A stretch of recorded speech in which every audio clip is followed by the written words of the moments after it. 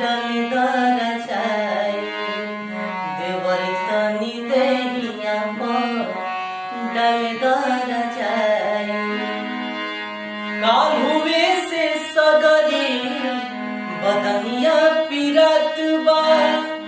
उठला दर्द नहीं तनी का बुझात बा काल हुए से सगरी बदनिया पिरत बा उठला दर्द नहीं तनी का बुझात बा पियवा किचको